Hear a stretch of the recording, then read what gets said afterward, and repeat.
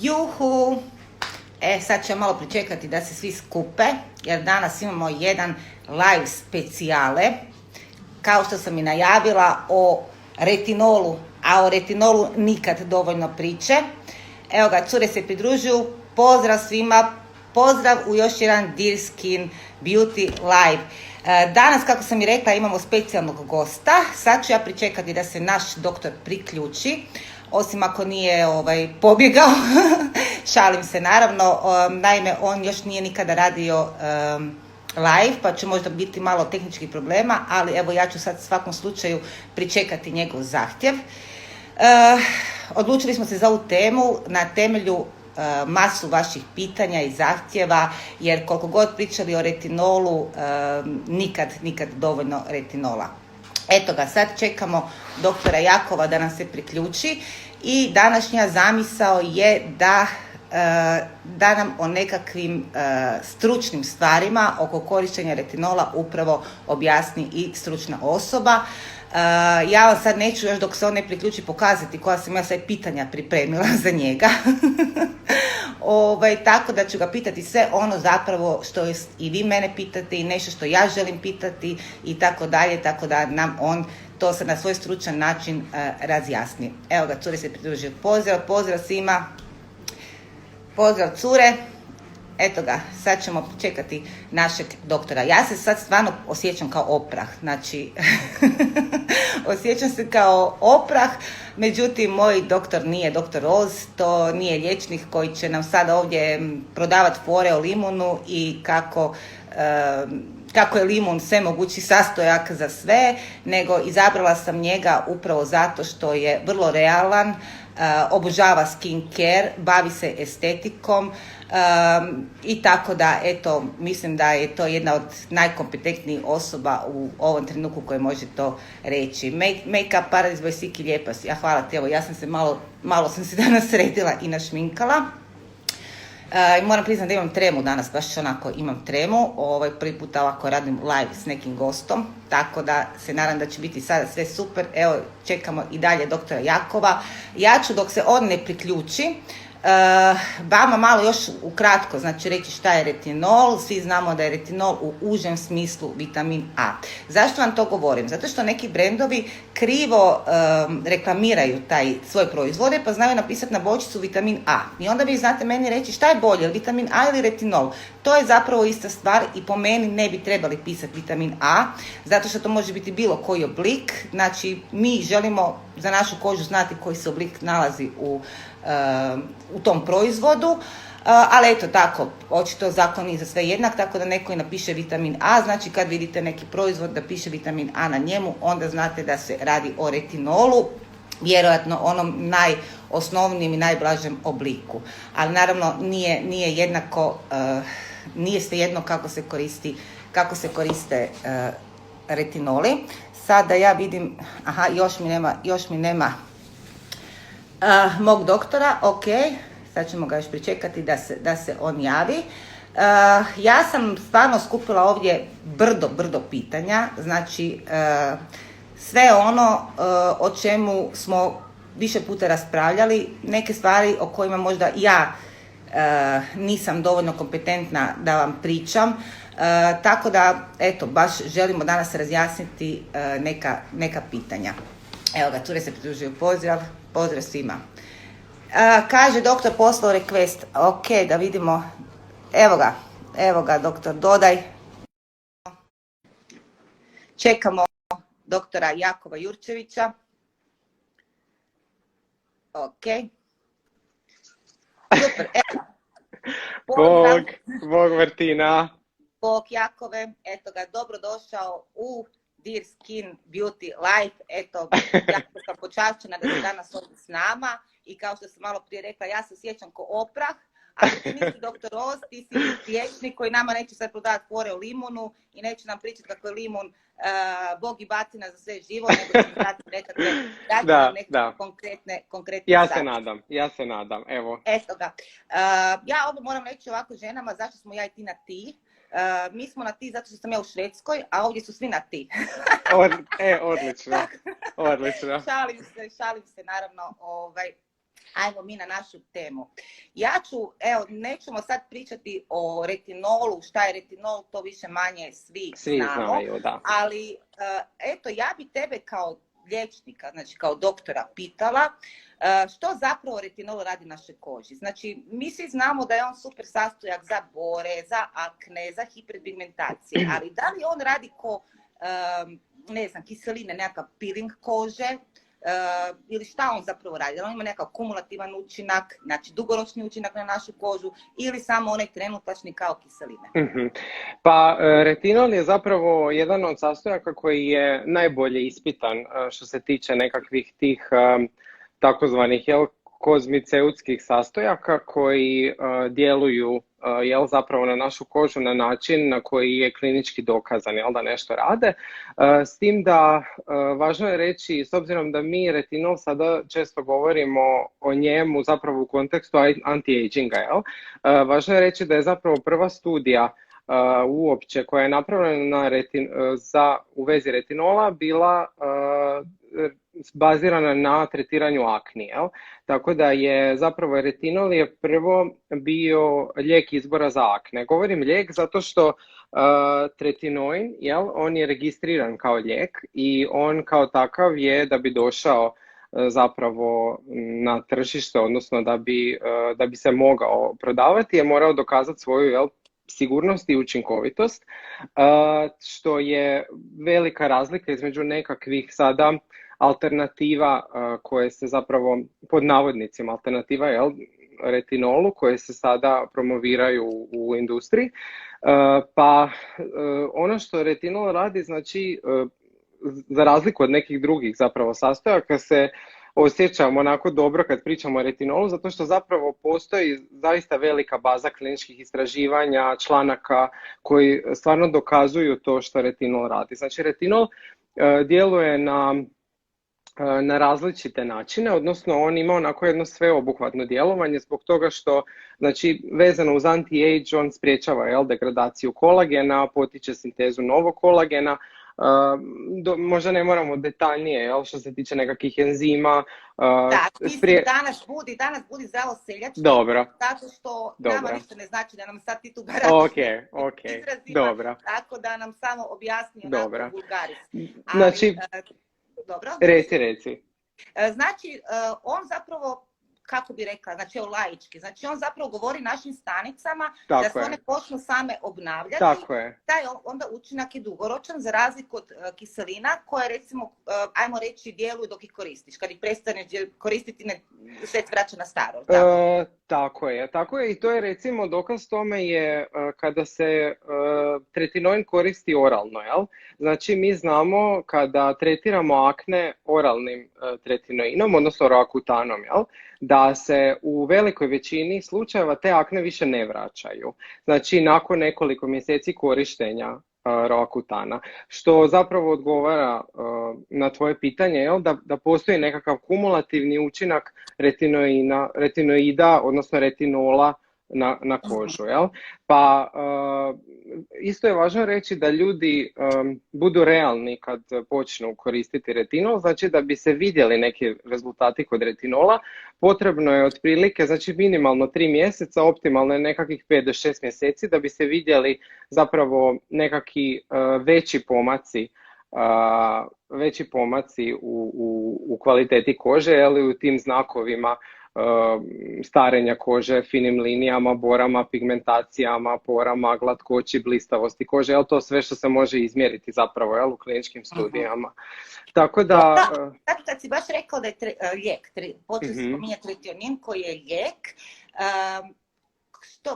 kako žena mora izgledati da bi za tebe bila kandidat za to i u kojem slučaju bi ti prepisao tretionin na recept? Pa... Sve zapravo ovisi individualno, od osobe do osobe, od žene do žene i od kože. Nisu sve kože, moždane retinoidi su, mislim, korisni zapravo za sve iznad 25. Sad je samo pitanje za koju indikaciju, u koju svrhu, koliko jako je potrebno napraviti nekakav učinak. od retinoida koji idu na recept, to je dakle tretinoin i to je adapalen, jel? Ona sona krema kod nas registrirana, koja je zapravo... Samo da te pitam, da li to Mhm. isto? Da li isto? Ne, ne, adapalen je malo poseban oblik retinoida zbog toga što se on malo na drugačiji način djeluje, veže se za malo drugačije receptore, odnosno veže se za receptore koji se nalaze bliže površini kože. Znači, tretinoin djeluje recimo dublje nego adapalen, to je prva razlika, a druga je što adapalen je liposolubilan i on zapravo se najbolje djelovanje ostvaruje na, tako reći, masnim nekakvim dijelovima kože, tako da je on zapravo idealan retinoid za tretiranje akni, jel? S obzirom da se on zapravo najbolje apsorbira i najbolji ima klinički učinak na masnim dijelovima, to je, znači obično je to povezano, jel, sa poremećajem nekakvih žlijezda lojnica, aknama i tako dalje, jel? Tako da to je nekakva razlika između adapalena i tretinoina, da. Dobro, a što bi bilo recimo, na primjer, da ja sa tebi dođem u ordinaciju i kažem ti, gle, ja bih htjela tretionin za bore, da li bi ti meni njega prepisao? Pa bi, s tim da to nije, mislim, s obzirom da ti recimo osobno puno znaš o tome i obično kad se neko zainteresira za tako nekakav, jel, retinoid koji ide na recept, prvo onda moramo, jel, posvetiti neko vrijeme edukaciji o načinu korištenja, kako ga koristiti, kako se navikavati, da bi zapravo izbjegli sve nekakve nuspojave koje se mogu javiti i napravili nešto, jel, najbolji učinak na kožu. Bravo, jako, moram ti sad pohvaliti ovako javno, iako o tome nismo nikad pričali. Zašto? Zato što ja imam priliku, ti znaš sam koliko se meni žena javlja i sa iskustvima liječnika i tako dalje, i često puta mi znaju reći da im liječnik nije objasnio kako se to koristi. E sad, naravno da mi dobijemo onaj papirić sa milionom ustava u kemici, međutim rijetko ko to čita i svi nekako očekujemo od liječnika tu edukaciju, pa čak i od ljekarnika, znači i od farmaceuta i tako dalje, međutim to se baš i ne događa tako često i onda žene njega koriste pogrešno. Znači, pravilno korištenje retinola, evo nam kratko nam ispriča, odnosno tretionina. Pa, što se tiče toga, znači, često su zapravo, ono kad ja razgovaram sa ženama u vezi korištenja retinola, često su nešto što, nekakav konsenzus do kojeg dođemo bude čak nekad i različito uputama koji se nalaze u kremama, tako da bi stvarno trebali se uvijek posavjetovati sa dermatologom prije nego Mislim, ja znam da se može doći eventualno do nekakvog retinoida koji ide na recept i bez recepta, ali mislim da bi to bilo, mislim da je to više, može napraviti štete nego koristi, zbog toga što ako se koristi na pogrešan način, on može zapravo imati suprotan učinak. Jel?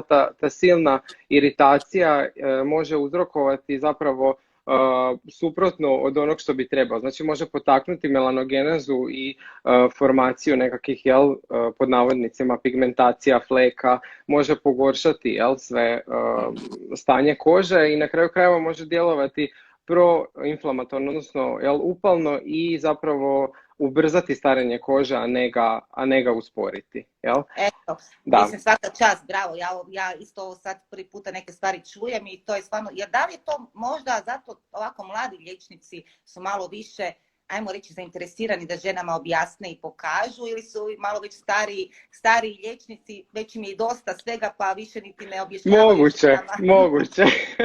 Moguće, ili misle da već svi sve znaju pa da onda nema smisla više objašnjavati, ali nikad nije na uštrb ponoviti još jednom, jer mislim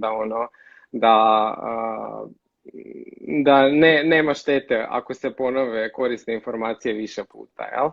Što se tiče korištenja, trebalo bi početi sa, ovisi kakva je koža, koliko je naviknuta, s obzirom da tretinoin uzrokuje, jel? I taj ubrzava staničnu obnovu, pa djeluje i na neki način eksfolijacijski, jel, na kožu, pa je potrebno zapravo, ovisi koliko je koža naviknuta na aktivne sastojke, pa po tome zapravo prosuditi, ali svakako započeti nekad i čak i samo jednom tjedno pa onda do više Povećavati puta to. povećavati. Svakako Da. nikad svaki dan kad na početku, znači najrijeđe, najgušće svaki drugi dan, a nekad i rijeđe svaki treći dan, svaki četvrti, ovisi, jel? Mhm.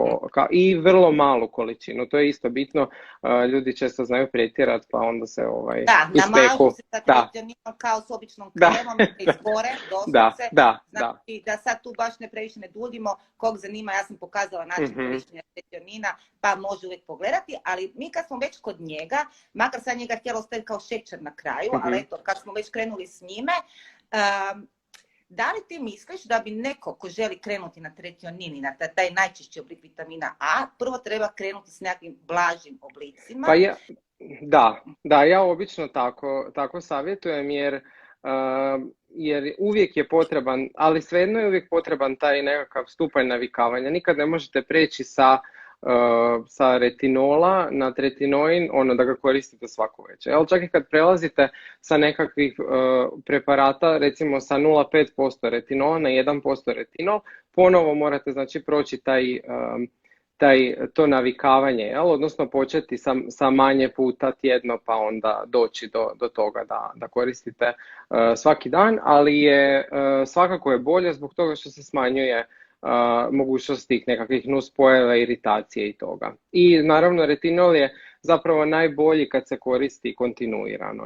To je isto bitno, to nije neko čudo da će mislim, zaista postoje efekti klinički i učinci i odlični su i to, ali je potrebno vrijeme.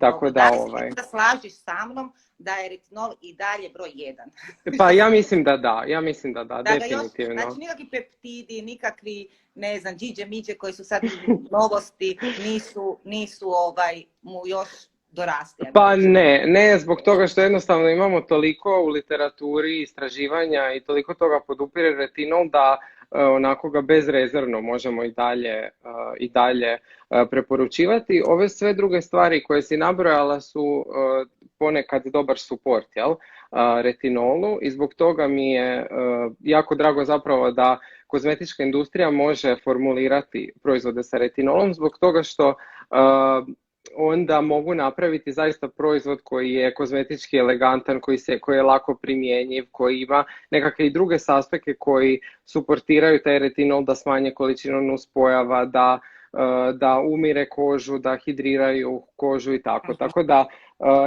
mislim da sad stvarno ima puno proizvoda s retinolom i mislim da si svako može pronaći neki koji mu odgovara, jer zaista ima od vrlo laganih seruma do nekakvih krema koje su malo hranjivije i tako da mislim da svaki tip kože si može pronaći. Sad je neko ovdje pitao koje su to kreme na tržištu, pa evo ja ću sad samo na brzinu odgovoriti na to pitanje. Znači retin A, locacid, aerol, ima li još koji? Mislim da je to što je kod nas. Jedino Sona krema Adapalen, jel? Da, to znači nije to. Da, to nije akne. Tako je registriran. Tako da tako se i ja nekako onda držim preporuke. Naravno da su nekakvi učinci se mogu translatirati sa tretinoina na Adapalen, ali kažem nije identično. Tako da eto. Dobro, a sad reci mi, mnoge žene pitaju retinol i trudnoća, zato što imamo jako puno zbunjujućih članaka. Znači kažu ne retinol u trudnoći, onda kažu kao čak ne bi smjela niti 2 godine prije trudnoće koristiti retinol. Ja, koliko sam pronašla informacija, to se odnosi na Rokutan, znači retinol koji se pije, ali nisam pronašla niti jedan dokaz da je bilo kakvo mazanje retinolom na kožu naštetilo plodu. Pa sad što bi ti preporučila? Pa ovako, znači nema baš nekakvih studija i zaključaka koji dokazuju da topikalna primjena retinola ima nekakav učinak na plod.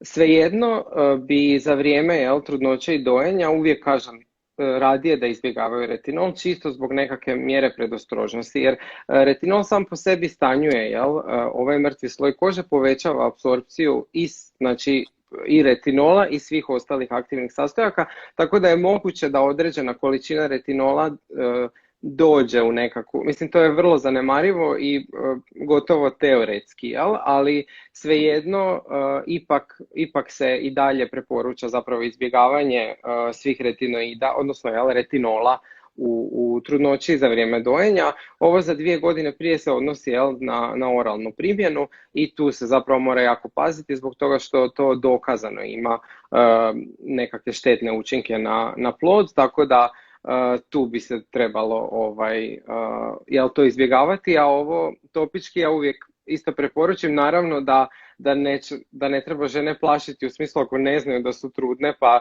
su se mazali sa retinolom pa saznaju da su trudne, ja kažem samo prekinite, jel? Nije sad to kraj svijeta da će sad nešto se dogoditi. Nisam nikad osobno čuo, niti u literaturi baš nema... Oprosti, ja se smijem zato što moj muž trola ovdje. Znači, on cijeli dan, danas mene sluša i ja ti ovako, znaš treber, znači ovako učim, pišem i on je čak jadan, pazi, on kojeg uopće ne zanima nikakva skincare, naučio da je retinol vitamin A.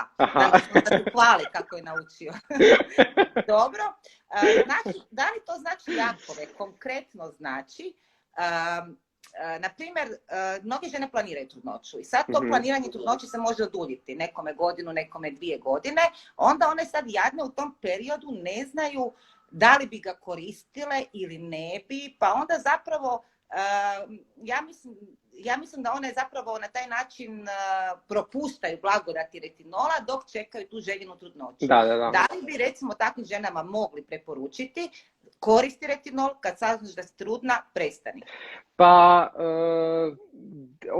ovisi jel, ako je ovaj retinol koji nije na recept, onda mislim da tu nema nekakvih posebnih ograničenja što se tiče u trenutku kad saznaju da su trudne mogu prestati, ali pogotovo ako planiraju trudnoću onda obično vrlo rano saznaju da su trudne, tako da je opasnost nekakva potencijalna vrlo mala, ali sad je za te retinoide koji idu na recept možda bih ipak se držao retinola recimo u tom nekakvom razdoblju prije trudnoće.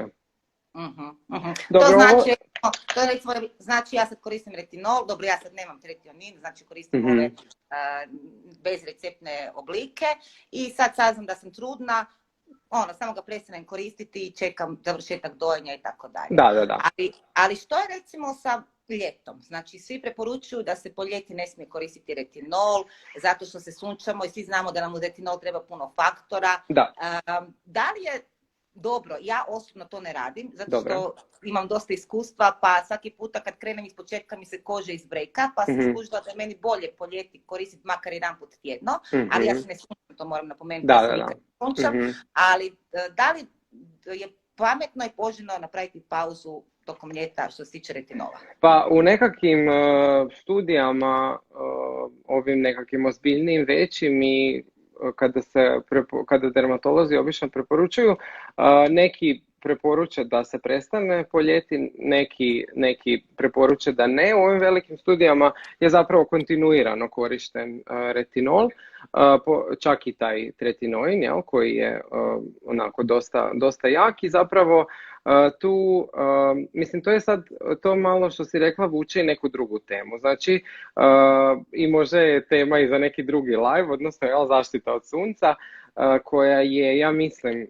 broj 1 i užasno važna za zdravlje kože i mislim da je to neizostavan dio anti-aginga i zapravo mislim da retinol uopće ne bi trebali počinjati ako ne koristite redovito SPF, znači svaki dan bez iznimke barem SPF 30, ako ne SPF 50 i mislim da tu ni nestaje zaštita od sunca, pogotovo ljeti trebalo bi nositi naravno sunčane naočale da se zaštite oči, područje oko očiju, nekakav šešir po mogućnosti i zapravo da se što više zapravo koža lica zaštiti od sunca. U tom smislu ako je neko, kako da kažem, apsolvirao zaštitu od sunca i koristio redovito, mislim da nema nekakve posebne bojazni za nastavak korištenja retinola i ljeti, pod uvjetom naravno da se osoba ne sunča i da koristi zaštitu od sunca. Znači, tako da ti nisi napravila nikakvu grešku naravno, korištenjem retinola po ljeti, kao što si rekla, može se prorijediti, korištenje ovisi kako kome treba, ali nema, zato što retinol sam po sebi čak djeluje antiinflamatorno, on te nekakve enzime, kao što su matriksne metaloproteinaze, recimo, koje se aktiviraju pod utjecajem sunca, on ih zapravo inhibira. Tako da retinol sam po sebi, on djeluje čak i nekako protuupalno što se tiče tih oštećenja od sunca, tako da on oporavlja i kožu od tih oštećenja koji su nastali suncem. On ima čak i to kemoprotektivno djelovanje, odnosno sprječava nastanak prekanceroznih promjena na koži, jel? Kao što su aktivične keratoze i tako. I tako da mislim da u tom smislu, ako se adekvatno koristi, ne mora ga se prekidati ljeti, odnosno najbolje je zapravo kontinuirano koristiti retinol. Evo sad baš mi tu jedno pitanje koje je baš usko povezano s time, pa ću ga ja postaviti tebi. Doktore, što mislite o reaplikaciji SPF-a svakih 2 sata? Je li potrebno kada koristimo retinol? Ako ste na suncu, svakako. Znači, ako se sunčite, definitivno, jel, svaki 2 sata. Ako ste unutra u zatvorenom uredu ili u kući, onda ne morate svaki 2 sata. Poželjno je, jel, reaplicirati na neki način SPF. Znači, sad postoje prilično onako elegantna rješenja za to u obliku nekakvih prahova, u obliku sprejeva, u kojoj je lakše, jel, reaplicirati SPF. Tako da razni sprejevi, mineralni puderi. Tako je, mineralni, ja znam, ima tako da se obnove. Znači nije potrebno da ti sad svaka 2 sata stavljaš kremu, pogotovo ako si našminkana, ideš doma s posla, malo se napudraj i bok. Ali ako si na suncu, sjediš na kavi, sunčaš se, pa onda se brate milima. I pogotovo ako ste na moru ili nešto. Ili po zimi ako ste na skijanju, jel? I to je isto vrlo bitno ako idete negdje vani kad je snijeg, to je isto veliko izlaganje UV zračenju, tako da i tu bi se trebalo svaka 2 sata barem koristiti. Pogotovo ako imate neku aktivnost, ako ste na plaži, ako skijate, ako plivate, zbog toga što zapravo tih 2 sata... Kavu. Tako je, pijete kavu, da. Tih 2 sata se odnosi zapravo najviše na to da se... Dobro, to je sad malo više možda za neki drugi live, ali da ostanemo na ovome, da ako ste zaista na suncu, da onda bi trebali. Da, ali to je recimo dobro da tu napomenemo, jer to se uvijek mora ponavljati, znači nemoj retinolni koristiti ako se ne misliš štititi rađe preskoči. Tako je. Ok, što je sa kombinacijom kiselina i retinola? Znači, dosta smo naučili da bi za jednu pravilnu anti-aging njegu i općenito njegu masne kože, hiperpigmentacije, što god hoćeš, poželjno koristi i kiseline i retinol. Može li se to koristiti istovremeno i na koji način? Pa, svakako ovo što si rekla je točno, znači u anti-age njezi su kiseline neizbježne. Sad kiseline su isto prilično širok pojam, jeli? Imamo različitih kiselina u različitim koncentracijama pri različitim pH-ovima, tako da su one različito na neki način moćne, jel, u tome što rade i nisu sve kiseline iste. Tako da mislim da se mogu koristiti, znači kiseline i retinol, ne bi ih koristio u isto vrijeme, u smislu isti dan, ali ako recimo koristite retinol 2 do 3 puta tjedno, možete koristiti kiseline ove druge dane. Sad je pitanje opet, jel, možda ne na početku, ili ako je neko koristio dosta kiselina prije, kad krene s retinolom, onda obično preporučim da prestane koristiti kiseline, dok se koža ne navikne na retinol i onda pomalo dodavati te kiseline, ali onda obično ono što ljudi primijete je da im treba puno manje kiselina da bi ostvarili, jel, taj nekakav rezultat za koji im je prije trebalo puno više. Ne znam kako je tvoje iskustvo. Pa znaš šta, ja svoje iskustvo baš i ne želim javno govoriti, zato što ja ne želim da se žene ugledaju na mene. Znači ja svoju kožu poznajem, znam kako reagira i ja ću možda danas staviti glikovnu i preko toga retinol, ali nikad, ama baš nikad to ne bi nekome preporučila. Da. Zato što, kažem, ja poznajem svoju kožu. Međutim, ja sam baš kad si to spomenula vidjela da recimo Paula's Choice, koja slovi za jednog velikog skincare autoritet, preporučuje da se koristi kiselina i retinol. Čak su sad izjavili da se slobodno može koristiti retinol i preko dana. I onda sam ja malo čitala one komentare žena i naravno komentari su katastrofa. Znači žene se javljaju da imaju hiperpigmentacije više nego ikada, imaju dermatitise razne i tako dalje. Znači koliko je zapravo, hoću reći koliko je zapravo loše kad neko tako, ajmo reći, krivo preporučuje i žene su danas toliko zbunjene da svašta koriste, svašta stavljaju i ne znaju na koji način bi to koristile, ali evo, drago mi da se ti slažiš sa mnom, znači kiselina i retinol obavezno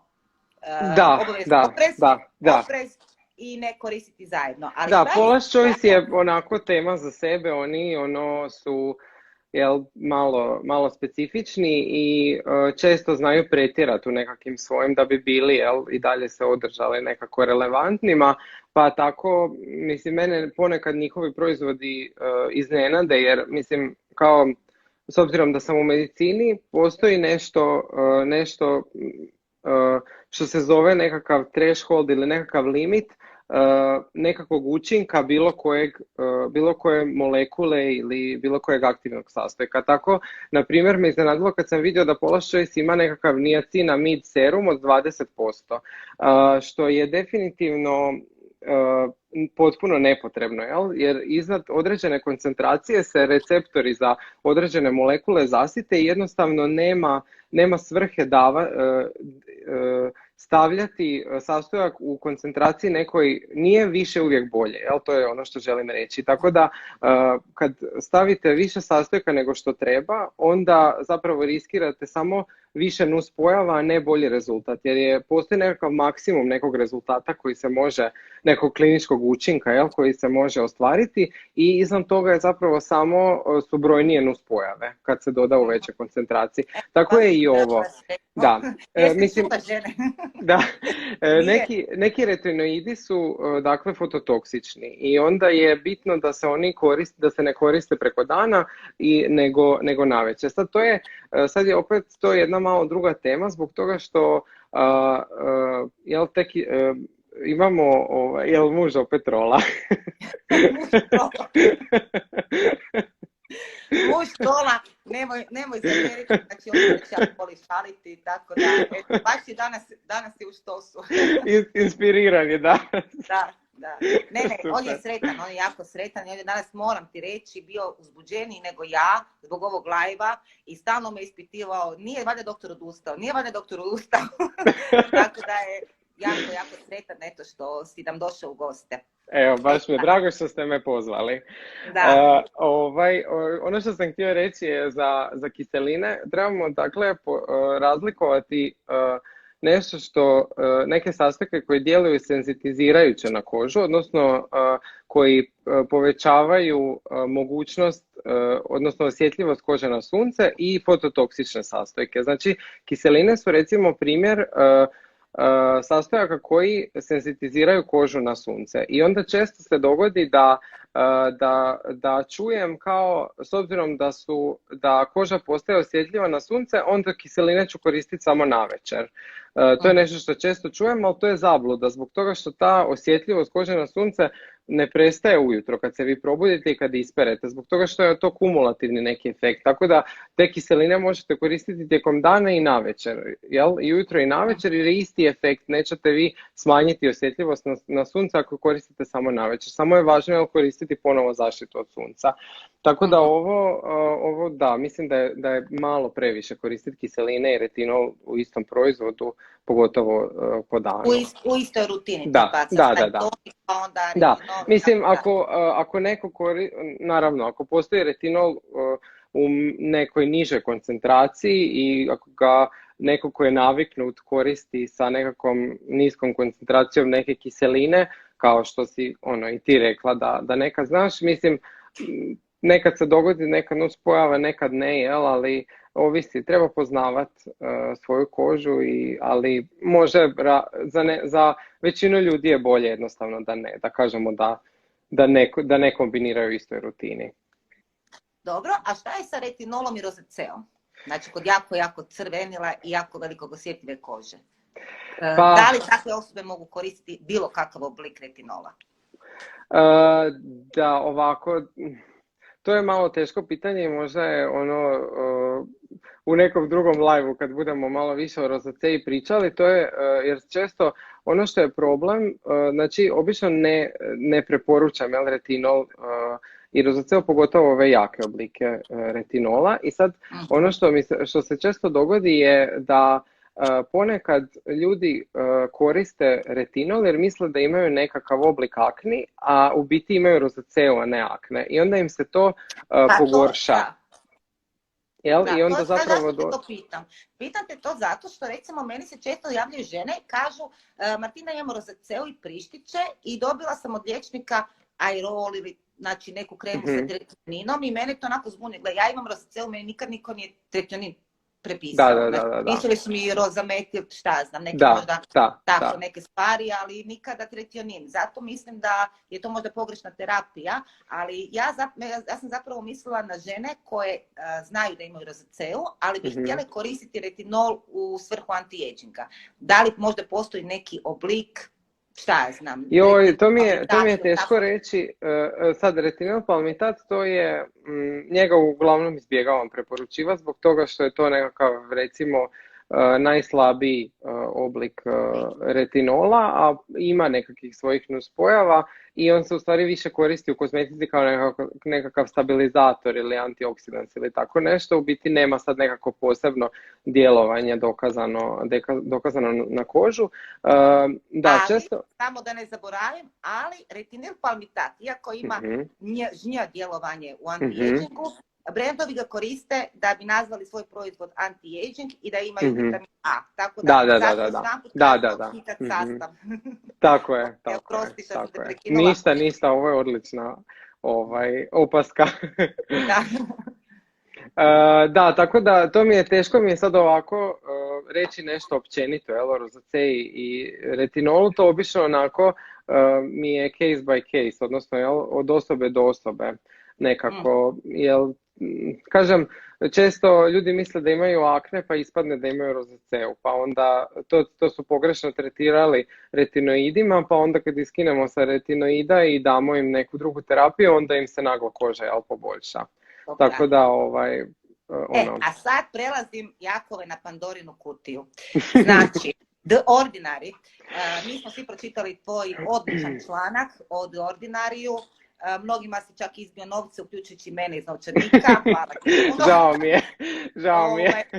U svakom slučaju, u tom članku sam pročitala da baš nisi oduševljen sa The Ordinary retinolima i da ćeš uvijek rađe preporučiti neki drugi. Da. Pa sad, s obzirom da je The Ordinary jako, jako popularan brand i sad mnoge žene možda i nemaju novaca za nešto skuplje ili bi tako nešto probale. Znaš, mi žene bi prvo probale s nekim jeftinim proizvodom da vidimo kako će ići, pa ćemo možda eventualno uložiti u neki skupi. Da li je, znači, The Ordinary retinoli vrijedni ikakve pažnje?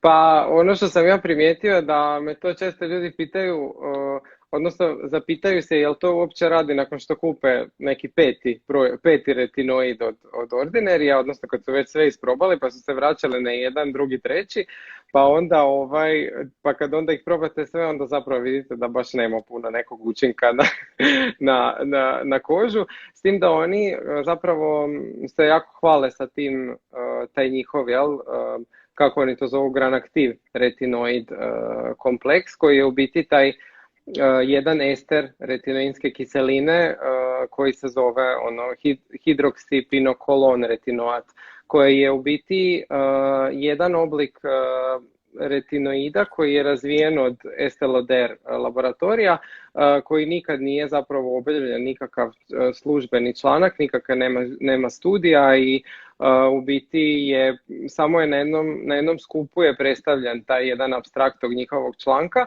u smislu da su rekli da je stabilniji, da manje iritira, da je kao učinkovitiji nego retinol, ali zapravo nema puno podataka koji to potvrđuju. Tako da ono što oni kažu da navodno, jel, kao potiču ekspresiju istih gena kao i tretinoin, pa da imaju sličan usporedivi učinak, naravno u puno manjoj mjeri, ali mislim da nema, ono, svi koji su probali, jel, na kraju obično budu malo razočarani, jel, sa tim retinoidima, tako da kad se zbroje to što sve potroše na te retinoide, ono, mogli su kupiti neku bolju kremu. Tako je, to ja ono što uvijek govorim. Znači, kupiš 28 seruma po 5 eura, a mogla si kupiti jedan konkretni proizvod koji će raditi svoj posao. Ali evo, kad su baš kod toga, misliš li, znaš koliko retinola ima na svijetu? Znači, ja ti ne moram ni govoriti, znači koliko svaki brand ima svoj retinol, da.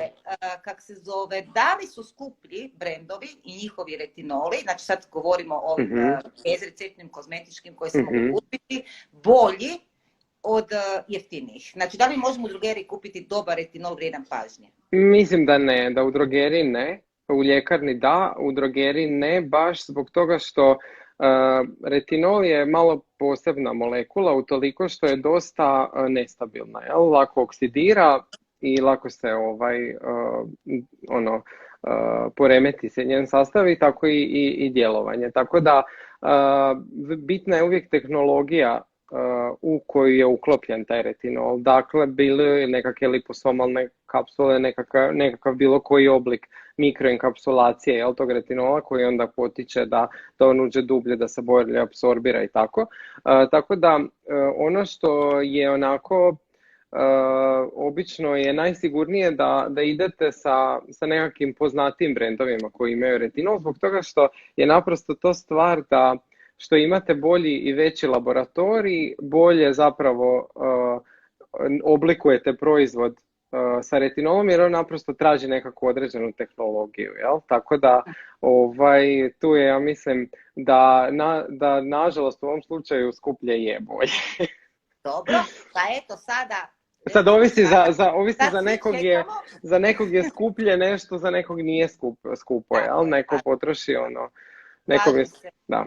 Kažem se, ja isto uvijek kažem, možeš uštediti možda na umivalici, možeš uštediti možda na nekoj hidratantnoj kremi, ali na aktivnim sastojcima... Ja sam uzeo vodu po tvojoj preporuci. Samo ti daj. Ja sam se zaboravila bilo što uzeti, ali nema veze. Evo, tu imam slučajno ovaj kist.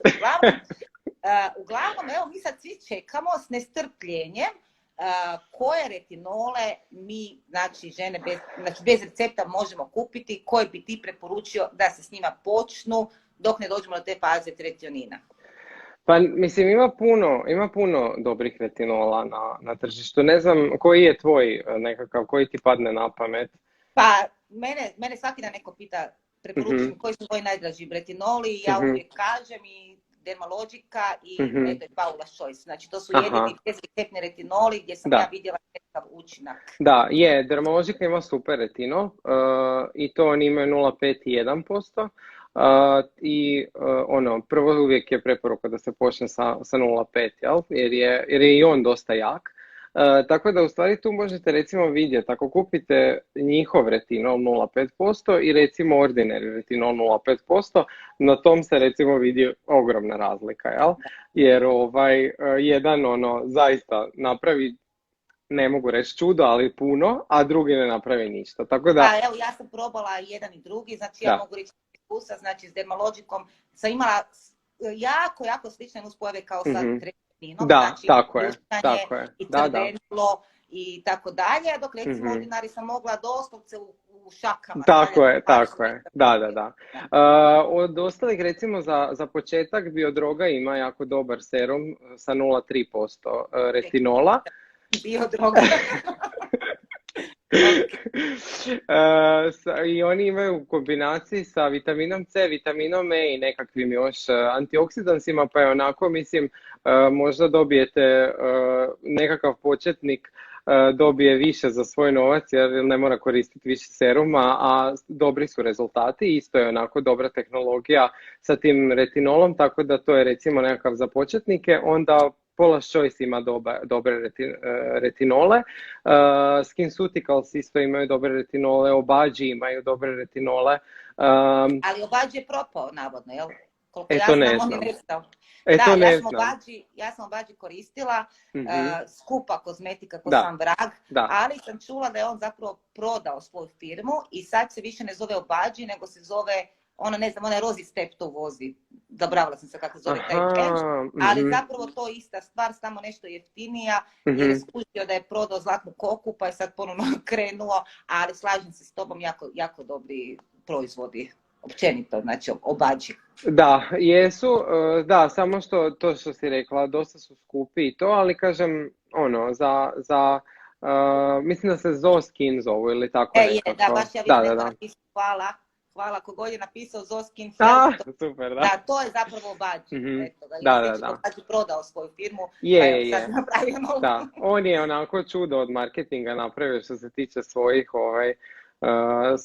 svoje kozmetike i svog brenda, jer je on počeo zapravo sa uklanjanjem hiperpigmentacija, sa profesionalnim tretmanima, pa je onda napravio u nastavku svoj brand kozmetike, ali da, ono bio Droga Dermalogica, Paula's Choice, SkinCeuticals, Obadži, to su nekako recimo neki brendovi koji su onako... La Roche-Posay, Redermic?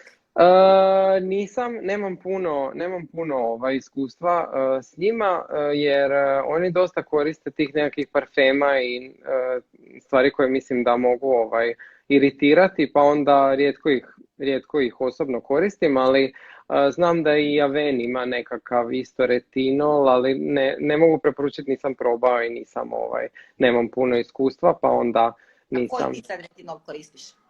Ako koristiš, naravno. Sad ne koristim retinol. Da, sad ne, dobro, ali mada imam nekoliko. Imam Dermalogici 0,5%, imam još Ordinary, ako im je ostalo ovih 5% ili 2% ovaj Gran Active retinoid, ne mogu se više sjetiti. Onda imam čak i ove nekakve Sona kremu, koju zbog kad imam nekakav problem sa aknama i to, ali da, recimo to je to. A sad, na primjer, recimo, pošto se ti baviš estetikom, na primjer, sad ja želim da ti meni popraviš teksturu kože, želim botoks, želim filere, želim da mi kompletno napraviš. Kojim redom? Da li prvo te tretmane, pa onda da ja idem retinolom, ili mi preporučuš da prvo s retinolom malo, ajmo reći, izbrustim svoju teksturu kože, pa onda dođem na igle? Pa ovako, to sad nema puno veze da li ćete početi od najdubljeg prema najplićem ili obrnuto. Samo je stvari u tome ako koristite ove retinoide na recept ili nekakav jače retinole kao što su Dermalogikin 1%, on je stvarno mislim jak kao ovi retinoidi na recept i onda tu kad koristite takve retinoide onda ste malo ograničeni sa nekakvim drugim tretmanima u smislu nekakvih kemijskih peelinga ili tako nešto što se smije raditi zbog toga što je koža onda stvarno osjetljiva. Čak kad idete kozmetičaru bi trebali naglasiti ako ste na tim retinoidima, jer ako vam krenu čupati obrve s voskom ili nešto, skinut će vam cijeli sloj kože, tako da... Da, i to sad dobro si me sjetio, moram napomenuti, znači dok ste na retinolu nema peelinga, tako je, da, nikako. Nema odlaženja na kozmetičarki na depilaciju voskom, tako je. Ni doma, znači vosak se... Da. Ja to sve pričam iz svog iskustva, ja to sve probala na svoj koži. Onda parfema na vratu, znači to žene doslovce otvori vrat. Ako koriste retinol na vratu, da, retinol na vratu je isto tema za sebe, s obzirom da je vrat malo posebna koža, da je puno tanja, ima puno manje žljezda lojnica, treba biti jako oprezan sa retinolom na vratu, odnosno puno duže treba da se navikne i puno su češće nuspojave na vratu nego na licu, odnosno to je iritacija crvenila i to, i morate onda ograničiti to što si rekla za parfeme, to je izuzetno bitno. Da, to žene jako zaboravljaju. Onda kažu, Martina, spržila sam se sa retinolom, šta da radim, stavljala parfem, jesam. Čak i šal, gdje je bio parfem, da su ga stavile oko vrata, zna napraviti iritacije, ali molim te, Jakove, reci mi da retinol pomaže za vrat i za ovo puštenu kožu, ili to samo djeluje na ove bore ovako? Pa djeluje na svu kožu, na kožu i bilo gdje na tijelu, tako i na licu i na vratu, samo kažem treba biti treba biti oprezan sa korištenjem retinoida na vratu, odnosno ići stvarno polako i nekako da se izbjegnu te iritacije i naravno i oko očiju, jel? To je jako bitno, znači ako postoje nekakvi retinoli koji su posebno formulirani, jel, za korištenje oko očiju, inače bi izbjegavao ovaj nekakav retinol koji koristite na licu, koristite blizu očiju, to je stvarno onako malo prejako. Aha, znači retinol koji koristimo za lice nije preporučilo Pa staviti definitivno, oko očiju. mislim 0,5 ili 1% retinol, da je to stvarno bi da može, bilo prejako. Dobro, znači ti preporučuju da koristimo znači posebne okoločne kreme s retinolom gdje je puno manja koncentracija. Tako je. Super, odlično. Ja sad imam zadnje pitanje koje će sve pitati. Vidim, neko je napisao, jel može retinol i za ruke? Može, to je odlično pitanje. Može retinol za ruke, mogu i samo isto bitno je koristiti i SPF na rukama, jel? Kad se koristi retinol i inače, mislim da Maja je inače tvoja kolegica, by the way, samo što je ona doktor stomatologije. Super. Super. Ja imam čast da me prati jako puno i liječnika i farmaceuta i tako, eto, baš sam potaknena. Uglavnom, retinoli su prekorisni na tijelu. Ja iskreno baš i tražim neku kremu za tijelo. Znači mi sad ćemo kupiti neku kremu za lice, daćemo i 200-300 kuna, ispeglat ćemo to na 18 rata, ali nam je, brate, mi je to žao troši za tijelo, znaš. Pa sad ja tražim da li ima nešto big size da se može s retinolom koristiti na tijelu.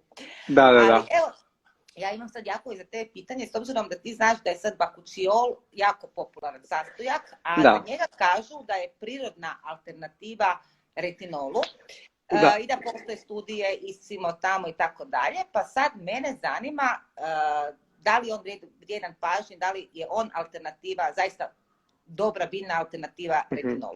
Pa da, valjda su imali problem kako marketinški njega predstaviti, s obzirom da postoji retinol, pa onda su rekli kao biljni retinol, veganski retinol, ili tako, kao da ispada kao da ovaj retinol nije veganski ili nešto tako. Mislim, retinol koji se koristi u kozmetici je sintetički retinol koji je napravljen u laboratoriju, koji je vrlo čist proizvod, čista molekula i vrlo kontroliranog